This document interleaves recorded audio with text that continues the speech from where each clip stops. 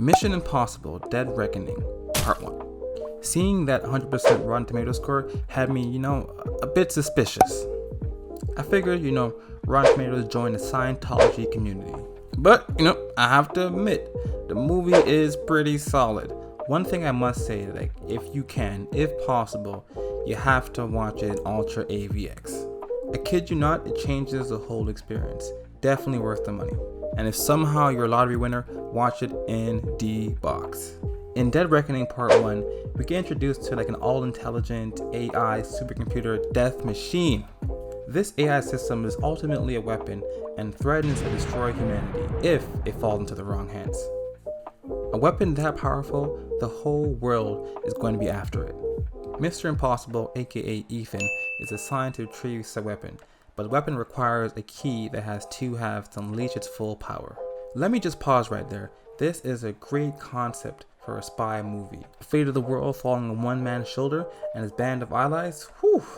Ethan is on a mission to track down the key and find out the location of where the key actually goes. Everything is going according to plan until the key's location has changed. Ethan tracks down the thief, and here we get introduced to Grace.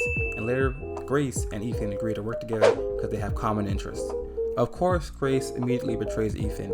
I guess there's no honor among thieves. The moment Ethan accepted this mission, he became an enemy of the world, and I mean everybody is after him at this point. This task seems more and more impossible, but clearly the IMF have these skills listed on their resume. I have to admit, the action scenes are pretty enjoyable. I just want to know which scene Tom actually did, but overall it was pretty crazy. We also get introduced to Gabriel in more detail. Essentially, he's Ethan's arch nemesis. We get a quick flashback of Gabriel killing one of Ethan's friends.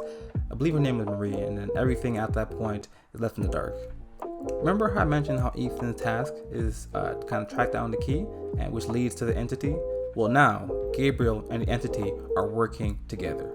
So now Ethan has to face the entity, Gabriel, US agents, and the rest of the world. How can one man do it all? Luther and Benji have their important roles, but in this movie, it's definitely the Ethan show. Ethan and Gabriel are playing essentially a game of 4D chess, kind of anticipating each opponent's move. Ethan ends up securing the key and find out where the location of the entity is. It's on a submarine on the bottom of the ocean. The impossible task gets more impossible. How in the world can Ethan and the rest of IMF is going to stop the entity who can control and manipulate all data and can anticipate every single scenario? Plus, stop Gabriel, who is the agent of death for this said entity. My head's already hurting. I see why this was done in part 1 versus having a whole movie, try to kind of stuff it all in one, because again, there's a lot to unpack here and there's a lot more to do. But again, how is Ethan going to stop this and save the world? I don't know. Is it still too fresh for submarine jokes? Comment some ideas how you see them pulling this mission off.